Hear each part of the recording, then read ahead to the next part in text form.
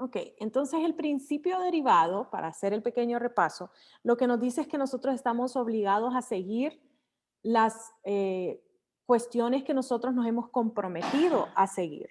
Es muy similar al principio de la responsabilidad en derecho internacional y muy similar al principio de igualdad soberana.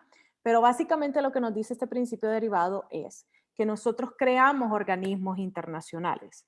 Eso puede ser algo tan grande como la ONU, algo que abarca casi todos los países del mundo, como la FIFA, o puede ser algo tan pequeño como un tour gastronómico de las comidas de Centroamérica. Sí, entonces nosotros creamos estos organismos, creamos conferencias, simposios, comisiones, comités y todo lo demás.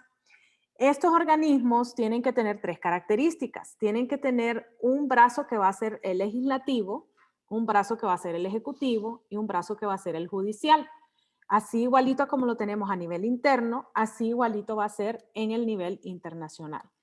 Eso lo que significa es que nosotros vamos a tener un órgano que va a ser el que va a crear todas las leyes, todas las reglas, todas las normas que nosotros tenemos que seguir adentro de esa desintegración que tenemos.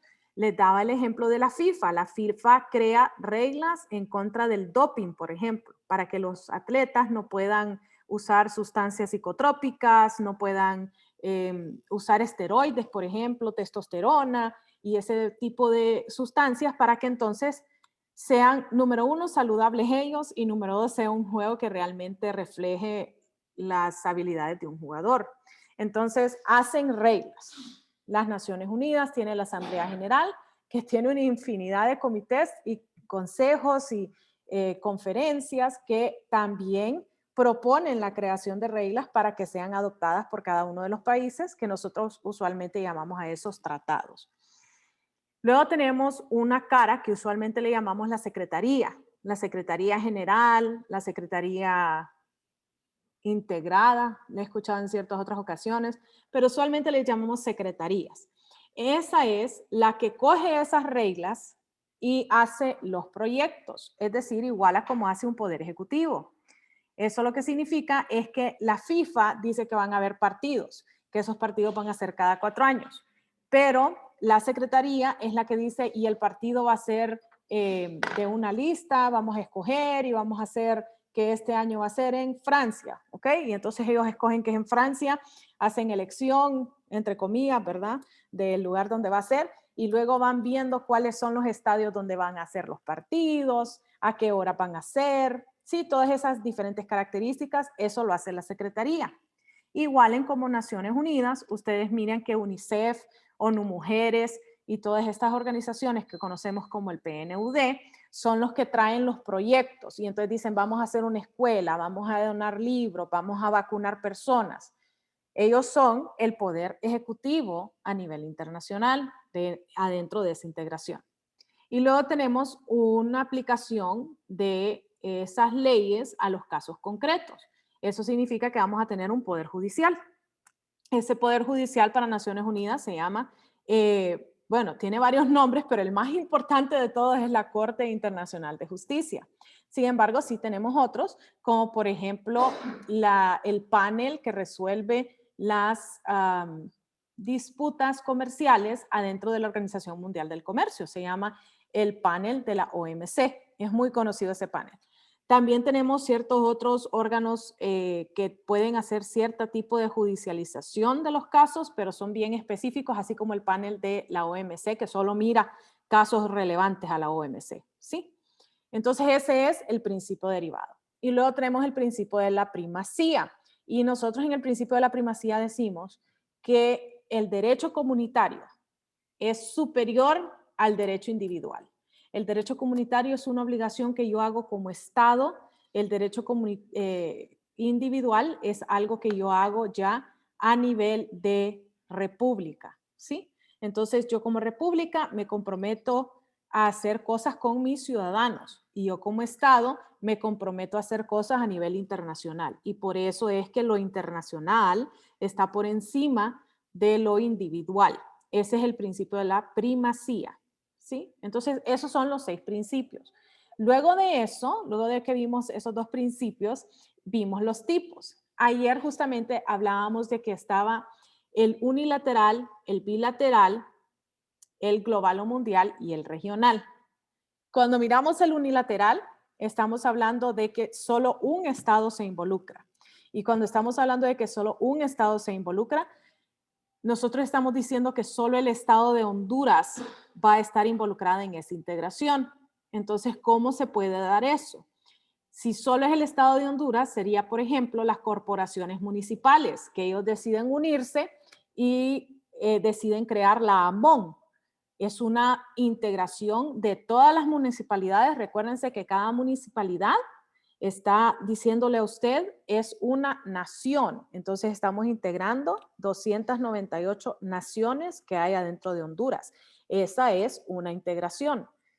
También tenemos cuestiones en otros lugares como las corporaciones nacionales. Esas corporaciones nacionales las vemos bastante en Estados Unidos, como por ejemplo cuando los Cherokee se unen con los Inuit, que se unen con los Tomahawk, que se unen con las diferentes, algo que nosotros en Honduras le llamamos etnias, que en realidad son naciones, se unen y hacen eventos, ¿sí? Entonces, esas son corporaciones nacionales que ellos hacen, cuando los nativos o los aborígenes se unen de esa manera. Y luego tenemos la más grande integración unilateral, que son las federaciones. Cuando nosotros nos integramos como federación, varios estados deciden crear un solo estado. Por eso es que ustedes miran Estados Unidos mexicanos, porque los estados, 32 estados, deciden unirse para crear México. 50 estados deciden unirse para crear Estados Unidos de América. Sí, entonces ellos, ¿qué es lo que sucede? Que a nivel interno, a nivel de cada estado, ellos tienen sus propias leyes, su propia constitución, su propio Senado, su propio Congreso y su propia Corte Suprema. Pero le delegan ciertas funciones al federal, entre ellos la función de poder firmar tratados, la función de imponer impuestos, y la función de poder llevar todo lo que tiene que ver con las relaciones internacionales. Eso incluye las cooperaciones que ellos puedan dar, ¿sí? Entonces, esas son las integraciones unilaterales. Esas son a veces como las más difíciles de comprender porque no tenemos ese chip todavía integrado en nosotros que nos diga, nosotros aquí adentro de Honduras podemos hacer un tipo de integración, ¿sí? Pero sí, se dan. Luego tenemos la bilateral y para la bilateral solo pueden haber dos estados. Esa es la regla, solo dos estados. Cuando tenemos ese tipo de relaciones, Cristiana ayer justamente nos hacía la observación de que a veces había uno que era el que estaba beneficiado y otro que más bien pues estaba en desventaja. Y sí es cierto, existen esos tratados bilaterales. Muchas personas dicen que el tratado que nosotros firmamos en 1924 con Estados Unidos, en donde nosotros permitimos la extradición, es algo que solo beneficia a los Estados Unidos de América. Eso lo he escuchado yo mucho. Que eso le resta importancia al Poder Judicial de Honduras, que eso le resta importancia a la Fiscalía, que le resta importancia a los entes investigativos de la policía. Muchas cosas he escuchado yo. Y entonces dicen ellos, ese tipo de tratados beneficia únicamente a un estado, que en este caso sería los Estados Unidos de América. Otro de los tratados que yo sí he escuchado bastante al respecto son todo lo que tenga que ver con las cooperaciones. Pues si Honduras recibe estas cooperaciones después de los huracanes, por ejemplo, o literalmente todos los días de Dios, si nosotros aquí tenemos los entes cooperativos con oficinas aquí, significa que nos están dando ayuda continua, no significa que solo es una sola vez, ¿verdad? Entonces, muchos de los nacionales de esos países dicen, ¿por qué nosotros le estamos dando ayuda a Honduras y no nos ayudamos nosotros mismos si nosotros también tenemos pobreza? O sea, Estados Unidos, que es uno de los donantes más fuertes a nivel mundial, también tiene pobreza, también tiene gente que no tiene casa, también tiene niños que están en estado de desnutrición. O sea, ellos también tienen problemas sociales y entonces muchos de sus ciudadanos dicen, ¿por qué no arreglamos primero la casa para después empezar a donar? Porque al final del día, del único lugar donde salen esas donaciones es de los impuestos que les cobran a ellos. Literalmente de ahí es donde salen las donaciones. Muchas personas a mí me dicen, sí, abogada, pero también hay préstamos. Sí, pero ¿y de dónde se pagan los préstamos? De los impuestos que tienen que pagar los ciudadanos de un estado. Entonces, al final del día, alguien está pagando. Esa es la realidad de las cosas, ¿verdad? Alguien está pagando. Y esas relaciones que se hacen son bilaterales. Honduras con Estados Unidos, Honduras con México, que nos vienen y nos donan, Honduras con Suiza, Honduras con España, ellos vienen y nos donan, ¿ok? Entonces, a veces eso pareciera que es de ventaja para el donante, pero muchos que estamos metidos en ese ámbito sabemos de que a veces usan la donación para querer hacer algún tipo de presión, ejercer presión para que nosotros aceptemos ciertas cosas, ¿verdad? Entonces, relaciones bilaterales puede ser que beneficien solo a uno, puede ser que beneficien a ambos. Usualmente nosotros decimos, tiene beneficios para los dos, aunque no parezca. ¿Cuáles son ejemplos que nosotros tenemos en eso? Les mencioné ya las ayudas entre los estados. Ayer les mencionaba los fines académicos. Cuando UTH, que es de Honduras, se une con Harvard Business Publishing, que es de Estados Unidos de América, y hacen un convenio. Eso también es una integración bilateral, porque es una organización de Honduras que se está uniendo con una organización de Estados Unidos de América. La UNA hace bastantes de esos convenios con la UNAM, por ejemplo, de México, la Universidad Nacional Autónoma de México, hace también con la UBA, la Universidad de Buenos Aires, tiene varios convenios con ellos. Bueno, en mi tiempo así era. En cuestiones de derecho, con ellos dos tenían convenios y tenían también un convenio con la Universidad Complutense de Madrid. Esos eran los tres que eran bastante conocidos en mi tiempo. Obviamente, mi tiempo fue ya hace bastantes días, hace 14 años, muchachos. Entonces las cosas puede que hayan cambiado y espero que hayan cambiado para lo mejor, ¿verdad? Y luego tenemos relaciones comerciales como los tratados que tiene Honduras con Chile. En Honduras tenemos un tratado de libre comercio de manera directa con Chile.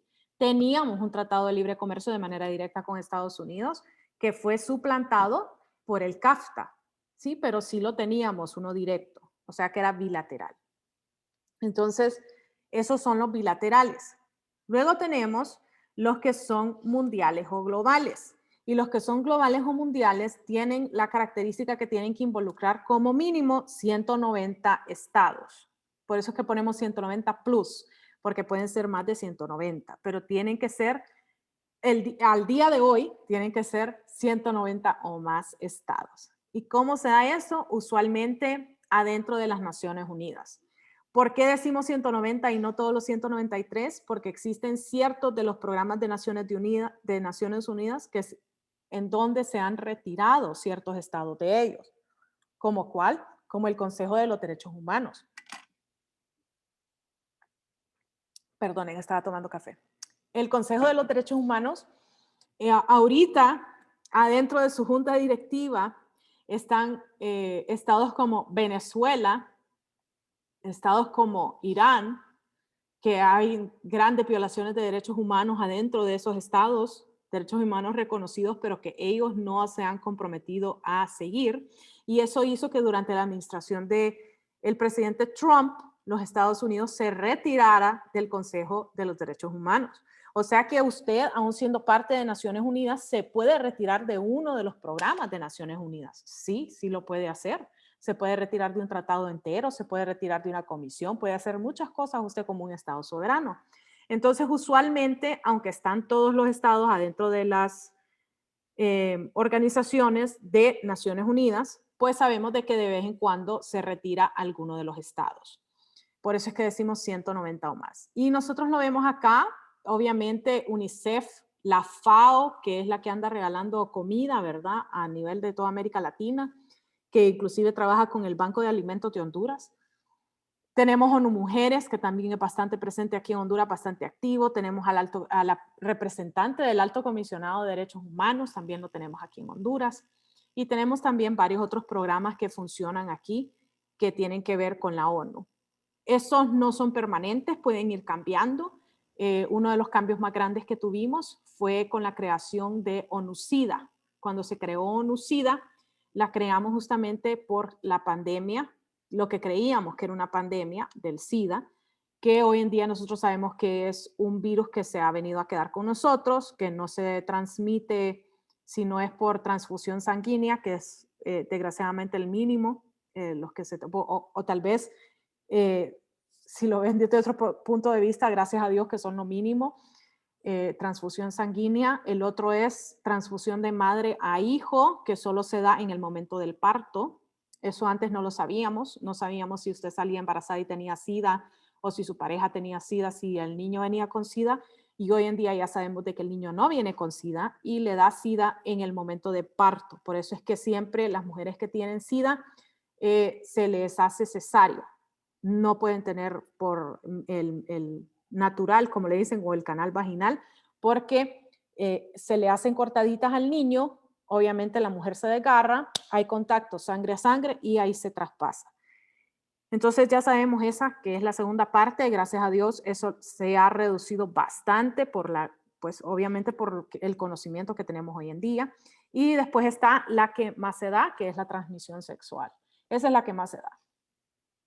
Hay estudios acerca de quiénes son las poblaciones más vulnerables y nosotros como Honduras deberíamos de estar al tanto de ellas porque nosotros nuevamente relucimos por ser el número 1 en cosas malas. Somos el número 1 en América Latina en transmisión del VIH-Sida. ¿Verdad? Hay que suspirar, pero esa es la realidad que tenemos en Honduras. Entonces esas son las globales, esas pueden ir cambiando, podemos ir suplantándoles, les podemos ir cambiando nombre, las podemos crear nuevas, podemos hacer que desaparezcan algunas, pero usualmente están manejadas por Naciones Unidas.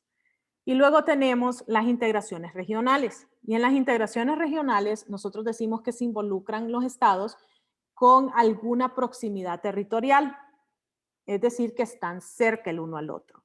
Ayer hablábamos de que habían 3 maneras, norte-norte, norte-sur y sur-sur. Cuando hablamos del norte y el sur, estamos hablando de este mapa, es el mapa de geopolítica. No estamos hablando de los hemisferios norte y el hemisferio sur, porque si fuera así, Honduras fuera del norte. Y no somos del norte, no somos considerados del norte geopolíticamente hablando, económicamente hablando, en desarrollo, no estamos hablando de Ningún eso. sentido. Solo por el hemisferio, Ariana, solo por eso. El resto nada. Entonces, ayer hablábamos justamente que en ese mapa ustedes miran estados que están en el sur que les aparecen en color azul. Por ejemplo, el más grande de todos que está ahí es Australia. Australia es parte del hemisferio sur, pero es considerado el norte. También mirábamos ayer que habían ciertos lugares en ese mapa que estaban en el sur, como por ejemplo Samoa, que es esta isla que ustedes ven aquí, muy cerca de Australia, que está en azul, que es parte de los territorios de Estados Unidos de América. Está Malvinas, que esa Cristian muy bien la identificó ayer. Malvinas, que aunque Argentina dice que es de ellos, en realidad no lo es porque es de Gran Bretaña. Dígame, Cristian. Creo que se le activó el micrófono. Perdone, abogada. No, tranquila. Entonces eso era lo que mirábamos ayer. Les recuerdo que pueden haber integraciones norte-norte, que significan esos azulitos se unen para hacer algo. Integraciones norte-sur, que significan los azules se unen con los rojos para hacer algo. Esa integración regional, la OEA es la más conocida de todas, de norte-sur. Pero también tenemos, por ejemplo, el CAFTA, tenemos, por ejemplo, la asociación o la comunidad andina, no, la andina no, puchica, la comunidad del Caribe, CARICOM, que ellos obviamente tienen del norte y del sur, por ser, ellos también tienen aquí a Puerto Rico, por ejemplo, que es parte de CARICOM, y tienen también a Jamaica, que en ciertas ocasiones es considerado del norte, cuando hablamos del Commonwealth, ¿verdad? De Gran Bretaña y del Reino Unido. Entonces, eso justamente es integración norte-sur, que es cuando los países que ustedes miran en azul, los estados que ustedes miran en azul, se unen con alguno de los estados que está en rojo. Y luego tenemos la sur-sur, y hay sur-sur que se unen por intereses propios, ¿verdad? Como por ejemplo el Triángulo Norte, que nos unimos por cuestiones de comercio, nos unimos por cuestiones de aduanas, nos unimos por cuestiones de migración, nos unimos por cuestiones de narcotráfico o de inclusive trata de personas. Entonces, nos hemos unido por intereses nuestros, pero también nos podemos unir, que es la integración que se da, que se le denomina sur-sur contra norte, que esa es conocida porque se unen única y exclusivamente para atacar los intereses del norte. Esa es la razón por la cual se unen. No hay otra razón para unirse. ¿Hay alguna de estas que haya tenido éxito? Sí. La Unión Africana se unió y una de las demandas que hacían, una de las peticiones que hacían en contra del norte es que se les devolviera todas las reliquias que había robado Inglaterra, que había robado Dinamarca y que había robado Holanda. Y tuvieron bastante éxito. Les regresaron los obeliscos, les regresaron estatuas, les regresaron arte, alfarería. No les han regresado todo, pero sí les han regresado bastante de lo que se habían llevado. Entonces, han tenido éxito en cierto nivel. ¿Cuál es una que nosotros hemos vivido en carne propia? El ALBA. El ALBA se crea con el propósito de ir en contra de los intereses del norte. Entonces, esa también es una integración que se da de sur-sur contra el norte. ¿Ok? Entonces, eso era lo que vimos, beneficio para Dunia y obviamente repaso para los demás de lo que habíamos visto ayer. Gracias, abogada. A la orden, Dunia. Entonces, hoy vamos a hablar acerca de los motivos por los cuales nosotros nos integramos. Primero que todo, nosotros decimos que podemos integrarnos por los motivos de los integrantes. Eso lo que significa de los motivos de los integrantes es algo que nosotros conocemos. Es un refrán muy conocido que es: la unión hace la fuerza. Una de las cosas que a mí siempre me gusta resaltarles es que nosotros en Honduras, si le creemos al censo, somos 9 millones. 9 millones, si usted quiere ir a negociar con un lugar como México, ellos son 128 millones. O sea que usted no es ni siquiera el 10% de la población de México. Usted es México DF, literalmente. Usted es la capital de México. ¿Cómo usted va a ir a decirle a México, mire, yo me quiero sentar de tú a tú, si nosotros tenemos menos del 10% de su población entera? Si nosotros representamos México DF, es muy difícil que lo hagamos. ¿Qué otro tipo de fuerza puede haber? Fuerza económica, fuerza cooperativa, fuerza geopolítica. Esa sí la tenemos. Nosotros deberíamos de poder explotarla. El hecho de que nosotros tengamos a Palmerola aquí, o sea, Soto Cano aquí, lo que los gringos conocen como SCAB, ¿sí? Que significa Soto Cano Air Base, o sea, base aérea de Soto Cano. Eso significa que tenemos una buena posición geográfica, geopolíticamente somos importantes. No le hemos sabido sacar el jugo, si me lo preguntan a mí, a esa posición geopolítica, pero podríamos hacerlo si nos unimos, por ejemplo, con Colombia, donde también existen bases. Podríamos unirnos con ciertos otros estados para poder ir y hacer presión, porque la unión hace la fuerza. Ya hablarles de hacerle presión a Estados Unidos diciéndole, somos un país subdesarrollado, porque ni siquiera estamos catalogados como en vías de desarrollo, eso es Costa Rica, nosotros todavía no llegamos a ese nivel.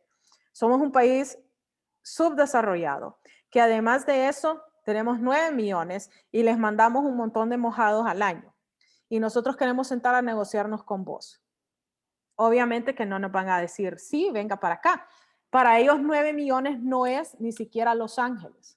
O sea, en Los Ángeles, en estos momentos, hay más de 9 millones de habitantes, donde vive mi hermana, donde hay un montón de hondureños. Ajá, sí, ahí hay más de 9 millones de habitantes. Entonces, decirle, mira, nosotros que somos 9 millones, queremos ir a negociar con vos, nos va a quedar viendo el presidente Biden y nos va a decir, pero es que yo ni siquiera le pongo atención a los problemas de Los Ángeles y vos querés que yo le ponga atención a Honduras. No, no va a suceder, ¿ok?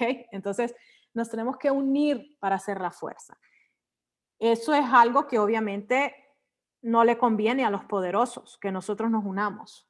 Entonces, el que más se beneficia de que haya desunión en Centroamérica es aquel que obviamente tiene poder en Centroamérica, ¿sí? Si nosotros nos unimos, nosotros empezamos a tener más poder y entonces podemos ir y negociar de frente con ellos. Eso no es conveniente para el poderoso. El poderoso, obviamente, piénselo usted, ¿a quién prefiere usted, con quién prefiere usted negociar? ¿Con alguien que está subyugado a usted o con alguien que puede ser su similar? ¿Con quién preferiría negociar? Y la respuesta siempre va a ser con alguien que está subyugado a mí. Porque entonces yo le puedo decir, mira, yo te voy a dar $500,000 y quédate callado. Mientras que si viene ya con fuerza, ya pues yo me voy a tener que sentar, ver sus planes, leer su análisis, ¿sí? Y realmente darle una propuesta bastante formal a esas demandas que ellos tienen. Entonces, la primera razón por la cual nosotros nos uniríamos sería para tener fuerza, ¿sí? Para poder hacer fuerza. La segunda razón que nosotros nos unimos por integrantes es por estatus. Aliarnos con los líderes a nivel internacional, a nivel interestatal, que tienen un fin común al mío. Eso sí lo hemos sabido entender nosotros en Honduras. Nos hemos unido con Estados Unidos, nos hemos unido con Israel, en ciertas ocasiones inclusive nos hemos unido con Alemania, nos hemos unido con España. ¿Por qué? Porque ellos son líderes en ámbitos especiales. Ejemplo, ¿cuándo nos hemos unido con Alemania? Para hacer entrenamientos militares. ¿Por qué? Porque la base militar más grande de los Estados Unidos, afuera de Estados Unidos, queda en Alemania. Y Alemania recibe entrenamiento directo de los Estados Unidos. Entonces, si nosotros vamos a entrenarnos con ellos, es como que estaremos entrenando directamente con el ejército, la fuerza aérea y la naval, porque esos son los 3 entrenamientos que mandamos nosotros de los Estados Unidos de América. También con Israel nosotros tenemos bastantes relaciones, tanto así que ellos fueron los primeros que nos donaron vacunas, hay que recordarnos de eso. ¿Por qué? Porque ellos son líderes en cuestiones de democracia. En cuestiones de democracia ellos son líderes porque son el único país que realmente tiene democracia en el Medio Oriente. Entonces esas cosas son importantes que nosotros las manejemos. Nos unimos con ellos por estatus y eso sí lo hemos sabido manejar y lo hemos venido manejando desde la época dorada de Cancillería, desde los 50, de la época de los 50. Desde ahí lo venimos manejando y no hemos realmente hecho mucho movimiento distinto a lo que se hacían en los años 50. Entonces, esas son las 2 razones por las que nos unimos, por integrantes, por fuerza o por estatus. Luego tenemos los fines socioeconómicos y eso significa que nos unimos con una finalidad de compartir los mismos ideales sociales o los mismos ideales económicos. Y ahí estamos hablando de uniones de agricultura, de arte, de ciencia, de cooperación, de deporte, de educación. Deporte, la más importante de todas las que tenemos es muy obviamente la FIFA. Sí, esa yo creo que no hay nadie que no sepa lo que es la FIFA, creo yo. Inclusive los gringos que no miran fútbol saben lo que es la FIFA, ¿verdad? Entonces, la FIFA a nivel mundial es la integración más conocida del deporte. En cuanto a la educación, tenemos un proyecto que está funcionando en Honduras que, si les soy total y completamente sincera, no me gusta los principios que tiene.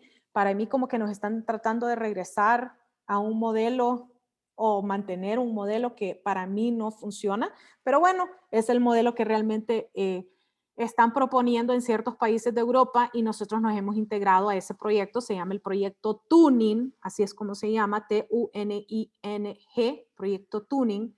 Y como les digo, a mí en realidad no me gusta. Yo prefiero el proyecto anglosajón, donde, por ejemplo, en las facultades de Derecho, ustedes llevan un año de clases que son comunes, ¿como qué? Como por ejemplo, introducción al estudio del derecho, teoría del Estado, derecho constitucional, o sea, las bases, las que si usted no sabe eso, pues ni siquiera puede decirse abogado.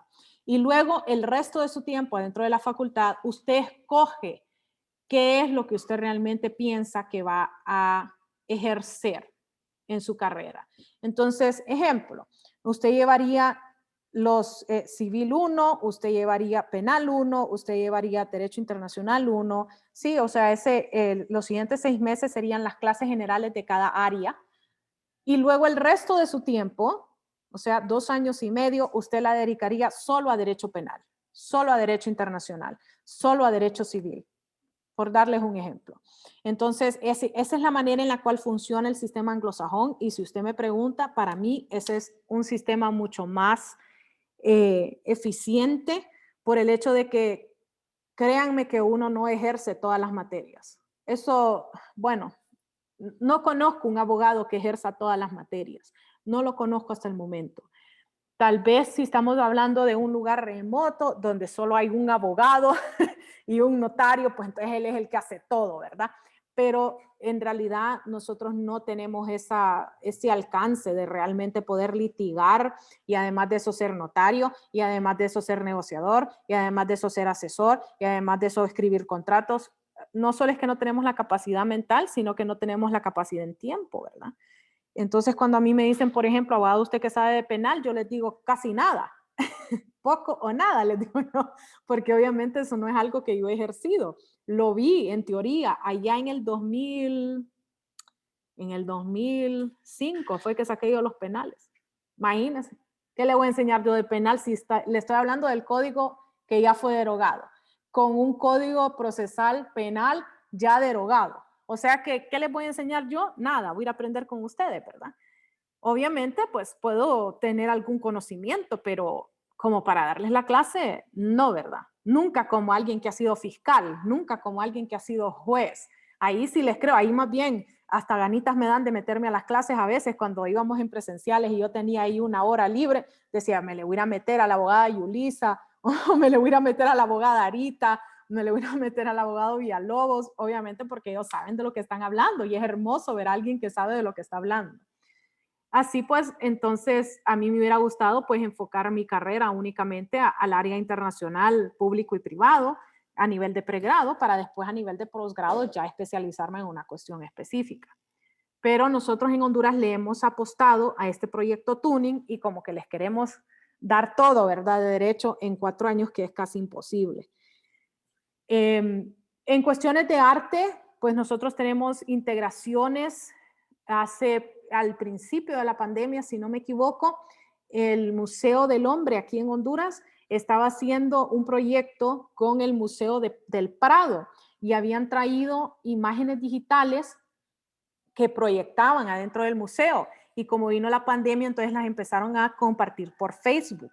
Esa es una integración de arte. Pero también, obviamente, expandir nuestra mente acerca de lo que es el arte, pues está el arte culinaria, que tenemos también simposios gastronómicos.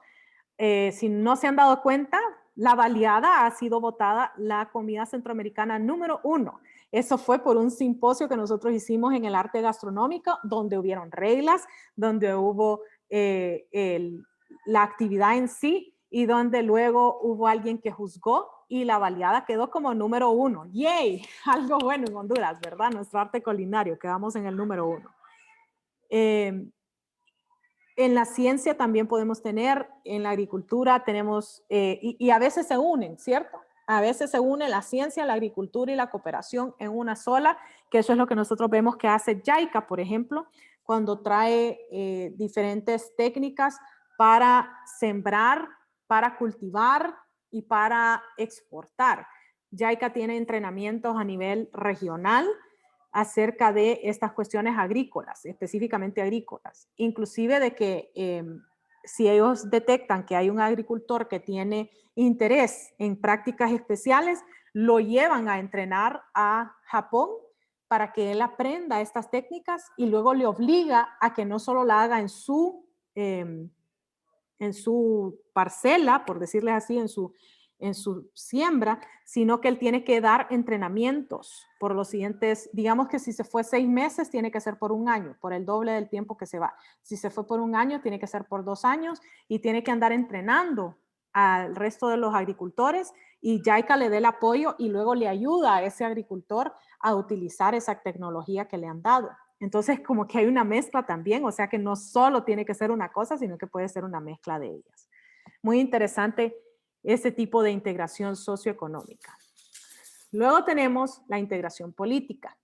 En las integraciones políticas, nosotros lo que hacemos es que compartimos ideales políticos. Y cuando hablamos de los ideales políticos, hablamos de 3.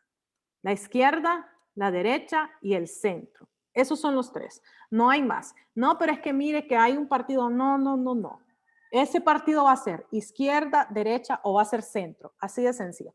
No, pero es que es centro izquierda, pero es que es centro derecha, pero es centro. Al final del día es centro. Entonces esas son las tres maneras en que nos podemos integrar políticamente. ¿Qué significa ser izquierda y qué significa ser derecha? Porque ser del centro significa soy una mezcla de los dos. Y usualmente, les voy a decir la realidad de la vida, aunque usted se identifique como izquierda o derecha, al final del día la gran mayoría de nosotros somos una mezcla de los dos. Ser de izquierda significa que usted considera que el Estado es el que sabe manejar los recursos de la mejor manera. Eso es lo que usted cree. Si usted es de izquierda, eso es lo que usted cree. Que el Estado es el que sabe manejar los recursos de mejor manera. No, pero es que mira, nosotros estamos diciendo que la sociedad y la comunidad y que no sé qué. Sí, pero al final del día, usted lo que está diciendo es que el Estado es el que sabe manejar los recursos de mejor manera. Por eso es que ustedes miran que en los estados que son socialistas, y no solo quiero que piensen en el socialismo del siglo XXI, que es el que tenemos en América Latina, también quiero que visualicen el socialismo que tienen en ciertos lugares europeos, como Dinamarca, por ejemplo, como Finlandia. En esos países, ellos, el impuesto que tienen que pagar es más del 50%. Y ese es el primer impuesto que usted paga. O sea, si usted está ganando en el bracket más bajo de todos, usted lo que tiene que pagar es el 50% en impuesto. Ya cuando usted ya va llegando más arriba, es decir, si usted pues es un abogado de renombre o usted es un médico de renombre, usualmente lo que usted está pagando oscila entre el 70 y el 80% de lo que usted gana que tiene que pagar en impuestos. Y la gran mayoría de nosotros decimos, pues me gusta la idea de vivir en Finlandia y en Dinamarca porque todo es gratis, hasta la maestría, inclusive donde yo vivo, los libros que uso, la escuela donde yo voy, es gratis.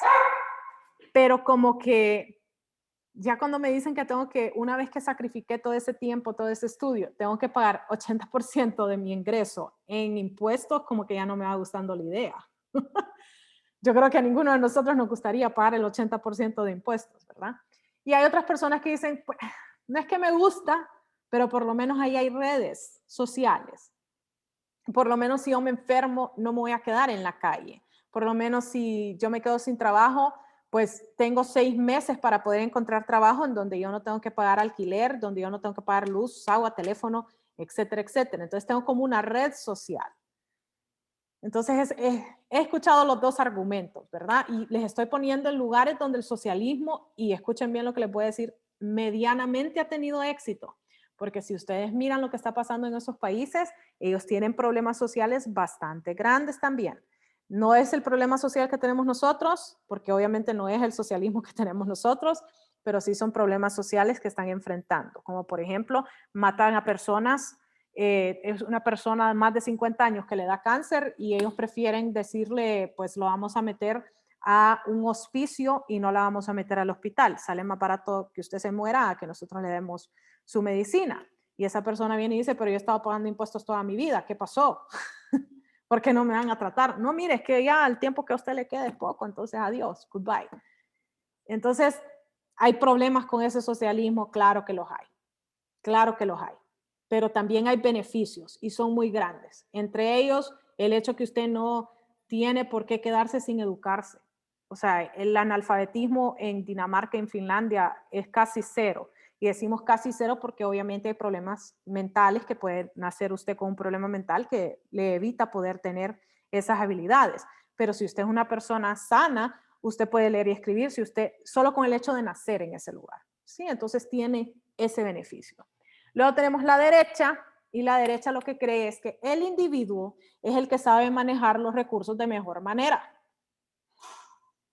Abogada, pero es que yo escucho que a veces hay personas que son de derecha que apoyan al hospital escuela, que apoyan al hospital del Seguro Social, que apoyan programas comunitarios, que apoyan.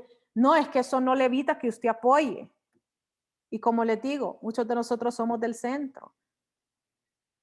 Hay un montón de partidos de derecha que han empezado a ver cómo ayudar a la comunidad. pero la realidad de cuál es el pensamiento de derecha es que usted lo que cree es que lo mejor que hay para el individuo es que el individuo maneje sus propios recursos.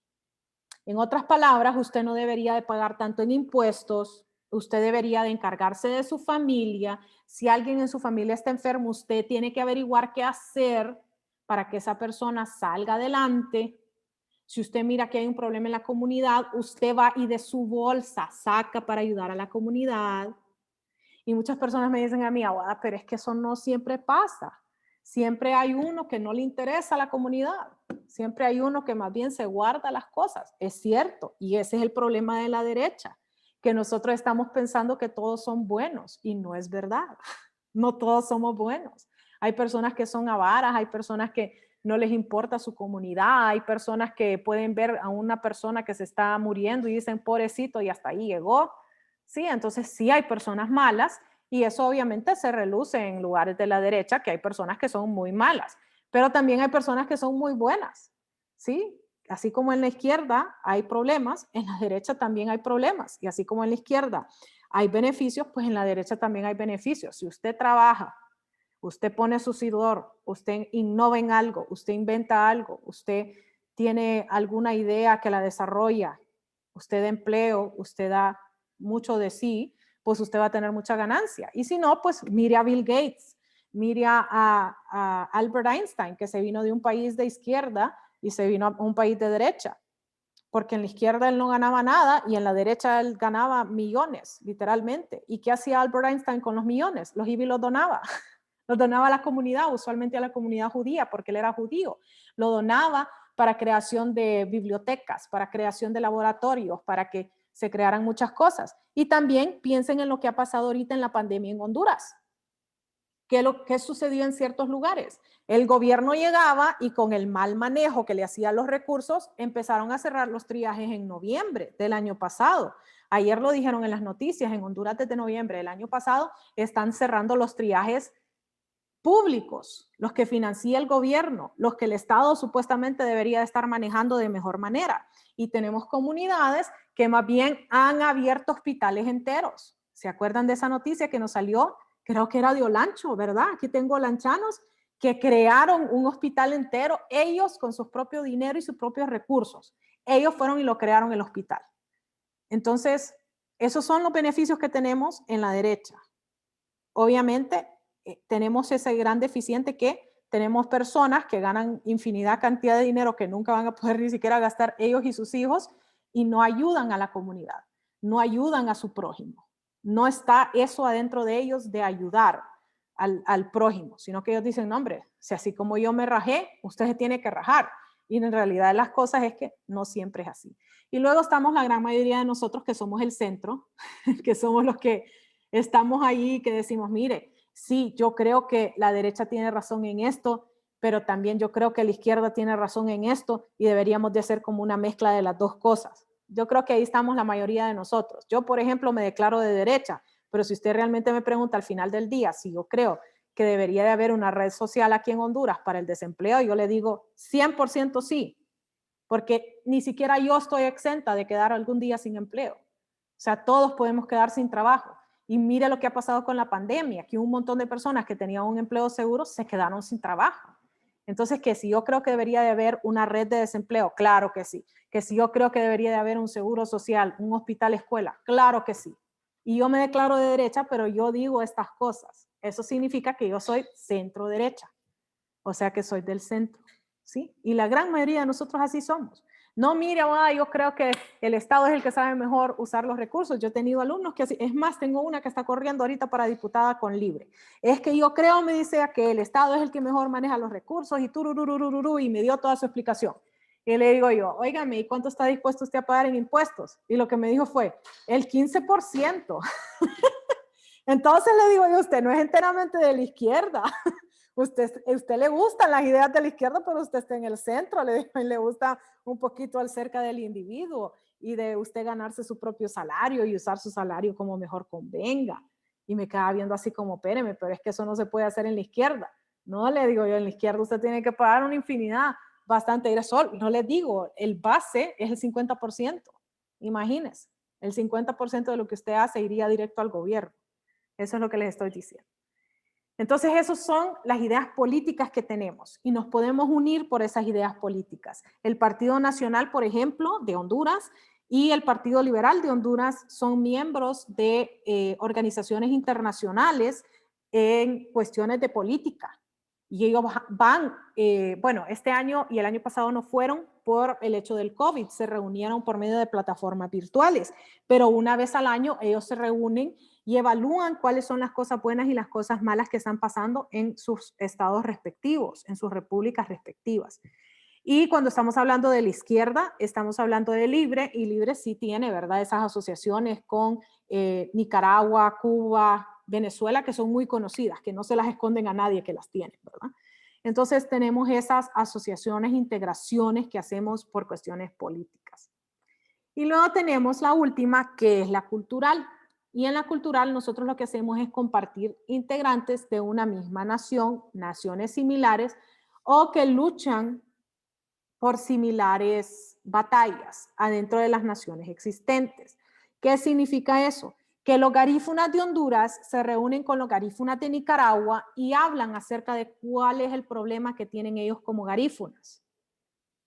No se les está titulando sus tierras, no está respetándoseles sus costumbres, les miran mal cuando ellos hacen entierros, que son fiestas más bien, que se visten de blanco, que hay música, que hay comida cuando se muere alguien. No sé si a ustedes alguna vez les ha tocado ir a un entierro de un garífuna, pero es una fiesta completa, ¿sí? O sea, me encanta. Digo, tal vez el día que yo me muera hacemos una fiesta así, les digo, porque está bueno el asunto. Y nosotros más bien aquí hasta podemos encargar a una que llegue a llorar al entierro para que sea más, más interesante el entierro, ¿verdad? Y si Disculpe que le interrumpa, dígame, porque yo soy garífuna. ajá, Me dígame, da como porque en los entierros de los garífunas, ahí no va a haber a nadie llorando, abogada. A nadie va a ver llorando, ahí todo el mundo está comiendo. Comida es lo que más sobra en los entierros de los garífunas. Y hay un solo relajo. Entonces, es cierto todo lo que dice, o sea, a cualquiera le gusta. a cualquiera le gustaría, dice Sonia, que lo entierren como entierran a los garífunas. Es cierto usted, yo les digo, miren, ve, el día que a mí me entierren, cuidaditos se van a poner a llorar, que eso significa que algo malo hice. Así que a mí me van a enterrar como los garífunas y me quedan viendo como, pero Abo, usted es bien blanquita. pero así me dijo una de mis alumnas garífunas. Dígame, Cristian. Abogada, pero en los anglosajones también, o sea, realmente ellos van a enterrar a la persona y después se van a una casa a hacer reunión, pero ya no es como nosotros que estamos ahí con el cadáver, pues ellos hacen la reunión post, después de haberlo enterrado, y es una reunión así como para celebrar, dicen ellos, la vida de la persona que falleció. Mire, en los anglosajones es bien interesante, porque ahí depende de la religión que usted profesa. Los católicos anglosajones son muy parecidos a nosotros, que hacen el velorio y usualmente lo hacen en la casa, dicho sea de paso, los católicos allá hacen el velorio en la casa de la persona, está ahí el muerto, el cadáver ahí en la sala, pues, y uno ahí como, hey, ¿qué pasó con la sala velatoria? Aquí estás en medio, al lado está el tele, ¿qué onda aquí? El perrito está sentado al lado también. No, es un show, espectáculo aparte. Y sí hay gente que llora y todo lo demás. Y después tiene ciertos protestantes, y ahí es donde usted mira eso de la celebración, que ellos no usan negro, usan colores vivos, tiran globos al aire, entierran al muerto y luego se reúnen, o sea, y en el mero entierro solo va la familia y luego se reúnen en la casa y empiezan a contar las cosas buenas que hizo la persona y cosas así, pero sí hay gente no llorando, pero sí en proceso de duelo. Pero los garífunas no, los garífunas es fiesta, no les estoy mintiendo, y Sonia aquí me lo confirmó. Hay comida, hay música, hay gente bailando. Recordé, hey, vos, ¿te acordás cómo era que bailaba aquel garífuna? Bailemos así, literal. Así son los entierros garífunas. Yo por eso es que les digo, a mí entiérrenme como entierran a los garífunas. Yo no quiero que estén llorando. Yo quiero que piensen así como piensan los garífunas, que usted se va a un mejor lugar, porque a eso es a lo que vamos. Si usted es cristiano, usted eso cree, que vamos a un mejor lugar. Entonces a mí entiérrenme como entierran a los garífunas y me quedan viendo como, ah, vos, pero usted es bien blanquita. ¿qué le pasó ahí? Y yo, pero es que así me gusta el entierro. Pero si usted a las personas hondureñas común le dice, vaya a un entierro de garífunas, lo van a quedar viendo así como, esa gente es bien rara. Ahí eso no es un entierro. Sí, entonces esas cosas nosotros la vemos que hay ese problema cultural. ¿Tienen preguntas sobre los motivos de la integración?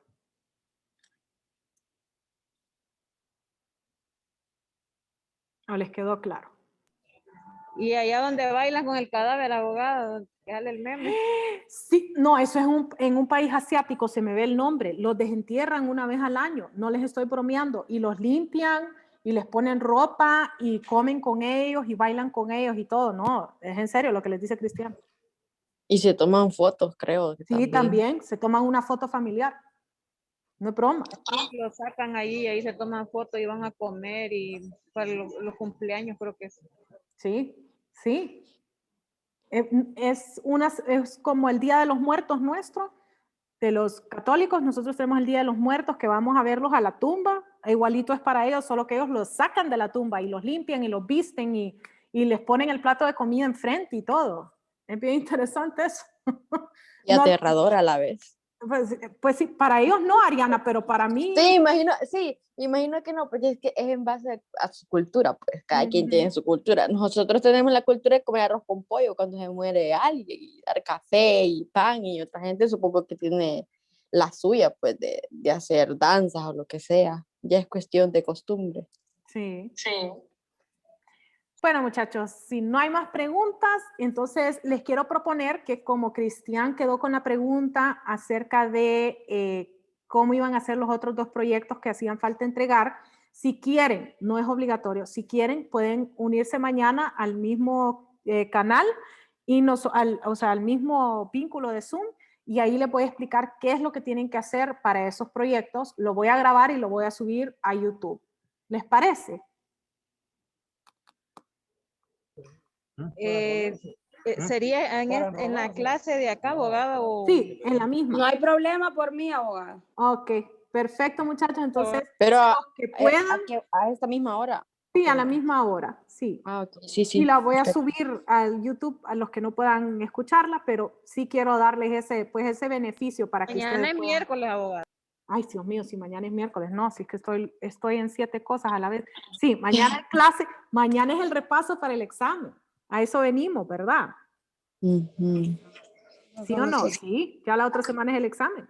Entonces mañana es el repaso del examen y el jueves podemos hablar acerca de los proyectos. ¿Les parece? Perfecto. Sí, Gracias. está bien. Ok, gracias muchachos. Los espero mañana en clase. Que tengan un buen día.